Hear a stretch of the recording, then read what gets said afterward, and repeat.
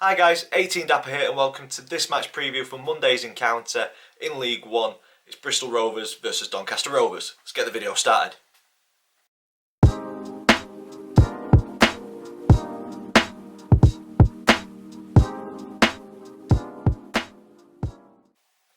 Hi guys, welcome to this match preview, Bristol Rovers versus Doncaster Rovers in League One this Monday.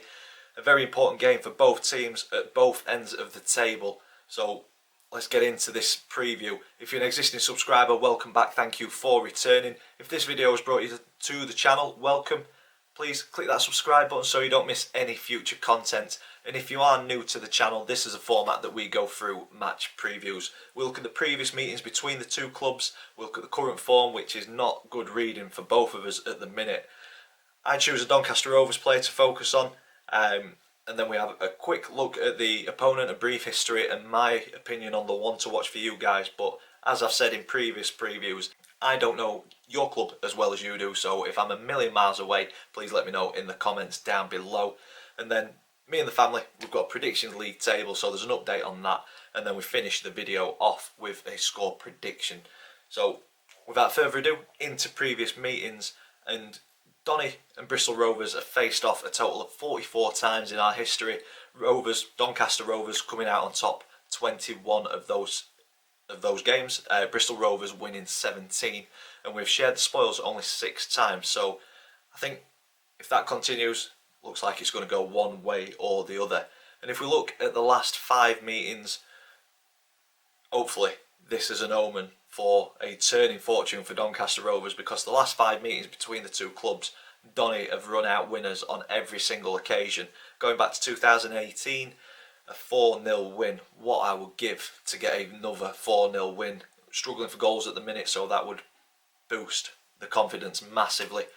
And into 2019 at home, a 4-1 win, so we score goals against Bristol Rovers, which we are lacking at the minute, so hopefully that turns around and we can pop a couple in the back of the net and make it a bit more difficult towards the end of the season for Bristol Rovers. But continuing with the last 5 meetings, in 2019 a home 2-0 win, and then in 2020 a 2-0 away win. And then earlier this season at the Keepmoat Stadium, another 4-1 victory for Donny.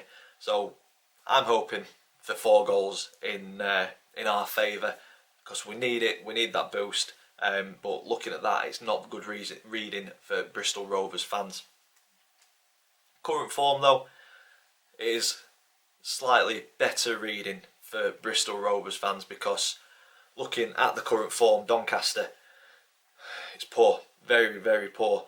2 draws, 3 defeats in the last 5. Bristol Rovers though, a little bit worse off. 5 defeats in 5 after falling to a 2-1 defeat at Ipswich earlier today. Or earlier today as I was recording it, so Friday that game was. But that result stretches Bristol Rovers' winless run to 6. They drew the game before that. It gives them only 2 wins and 1 draw from the last 10 league outings. So not good reading for Bristol Rovers fans, and it's looking like a slippy slope to League 2 if form doesn't turn around. And talking about form, Bristol Rovers currently bottom of the form table, and as I say, need to find results very, very quickly if they are to avoid the drop from League 1 into League 2 at the end of the season. But although Bristol Rovers are bottom of the form table, Donny, we are currently second bottom of the form table. Really, really poor at the minute. Collectively, there's not really any sort of individual that isn't pulling their weight. I think as a club collectively, just not quite hitting the heights or the standards that we were at the start of the season. But having said that, looking back at today's game or Friday's game, I think the performance was better than against MK Dons. I thought we held the ball a lot better. I thought we moved the ball better until the final third. The final third was very, very sloppy. It was like we were scared to have a shot. We were scared of getting in the box. And for me, we just need that bit of confidence and that bit of belief in ourselves to actually get bodies into the box and have a go. And I think that's what we were missing on Friday against Charlton. I think the goal we conceded was very sloppy. We didn't win the first header, I think there was a second chance to clear it, and then Reece James had been out-muscled by the Charlton player, and it's clear for own goal, and he's just slotted it away very, very neatly.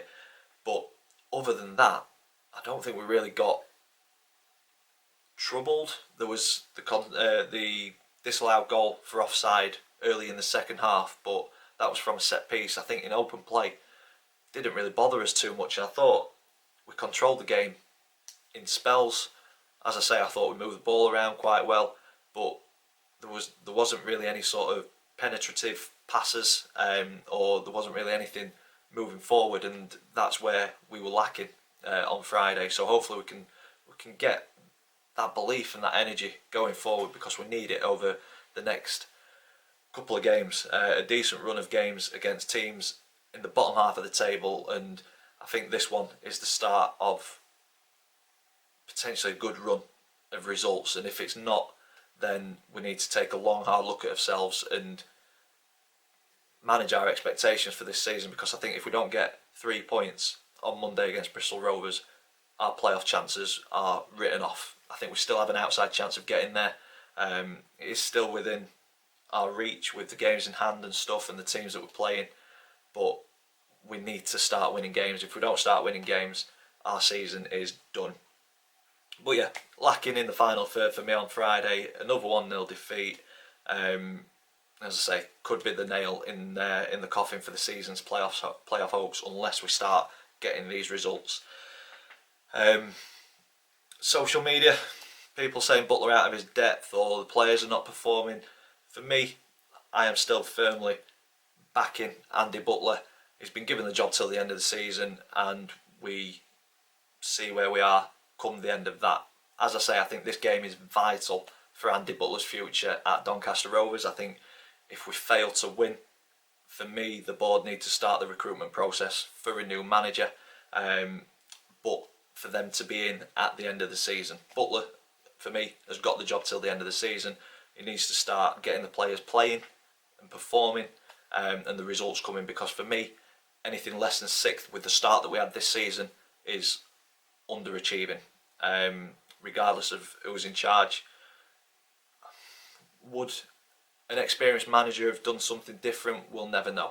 So for me, not interested in the speculation about that. Support Andy Butler until the end of the season, but obviously it's a results-based business. If the results aren't happening, then we know that Donny and the board love a very thorough recruitment process. I'd like to see a permanent manager in place before we start the transfer window, and that's just from my point of view. So supporting Andy Butler, hopefully he can start getting the results to stake a claim for that permanent manager position, but we will see over the next couple of games. On to player focus, I'm going to go with Omar Bogle today. It's not really worked at the minute for Omar in terms of goal scoring, but I do like him as a player. I just don't think we're utilising him in the best possible way. I think his hold-up play is fantastic. I think he's much stronger than Okunabiri. I think he holds the ball up a lot better than what Okunabiri does when he's up there on his own. But for me, we're just leaving him far too isolated, and you can only do so much as a striker when you can't lay the ball off. So for me, he's holding it up well enough, but the players just aren't supporting him. They're not coming in quick enough for him to lay it off and get in and around. And for me, at the start of the season, we were getting goals from all over the pitch, and at the minute we're just not getting goals from anywhere. I believe that's because players aren't getting up quick enough to support Omar, and if there were, I think more chances would be created. So I'm liking him, but I think we need to set the team up in a way that's going to support him much better. Hopefully he's still around next season, and we'll see where it goes from there. But yeah, it's not quite hit the ground. Well, he's definitely not hit the ground running at Doncaster, but for me, we're not utilising him as well as we should. On to the opponent, Bristol Rovers. Founded in 1883, currently managed by Joey Barton, one of those gaffers where very difficult to play against. He sets up in a way that is difficult to break down, Generally, his teams commit those clever little fouls which stop any sort of passage of play from flowing, and I think we'll get a similar sort of style of play when we face Bristol Rovers on Monday. But yeah, one of those managers that you hate to come up against, but wouldn't mind him in our dugout. But yeah, we will see what happens with that. And recent honours, third division winners back in 1989-1990. I say that's recent. It's in my lifetime. League Two playoff winners in 2007 and Conference National winners in 2015. And for me, the one to watch for you guys on Monday is Luke Lehigh. Left back, but playing left mid. 8 goals, 6 assists this season. Fantastic player, but in a struggling team. I think he's one of those shining lights in a poor season for Bristol Rovers, and popped up with a number of decent goals and 6 assists as well.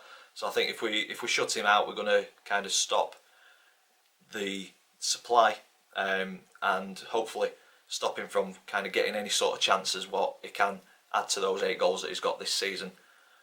As I said at the start of the video, you know your club much better than what I do, so let me know your thoughts on the players to watch for Bristol Rovers in the comments down below. Moving on to the predictions league table. So if you are new to this, me and the family predict the scoreline for every league game. If we get the scoreline spot on, we get 3 points. If we get the game outcome right but not the result, we get 1 point. If we get it completely wrong, we get no points. And we were fairly positive on Friday. All 3 out of the 4 of us were. Me, Chris and my dad both, all 3 of us went with Doncaster Rovers wins. Max went with a draw, so unfortunately we were all incorrect. So the table does not change this week. Max stays 4 points clear at the top with 24 points. Me and my dad joint second on 20 points, and then Chris at the bottom on 19 points. So still extremely tight, still all to play for with 10 games to go.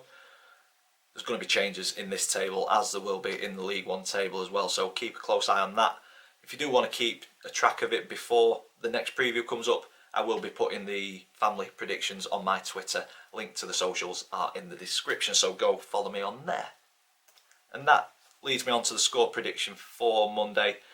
We've seen over the last 5 games wins for Donny. I believe we've only lost 1 out of the last 12 meetings. All the rest have been victories. I'm hoping that that pattern continues. It needs to, so that we can keep a slight hold on the playoff places, or at least keep in touching distance of them. But I think if we get anything less than a win, our season is pretty much done and dusted. So I hope it's a win, and I'm going positive. I'm gonna try and put a bit of positivity into this stuttering season, and I'm going with a tight game. Bristol Rovers will be fighting for the points as well. But I'm hoping that the quality within our team starts to click, starts to show, and we'll come away with the 3 points and a 2-1 win. And that's where I'm going to leave this video. If you've enjoyed it, big thumbs up for us, please. Comment in the section down below. Let me know your thoughts on this upcoming game on Monday. If you haven't already, please click that subscribe button. As always, thank you for watching, and I will see you in the next one.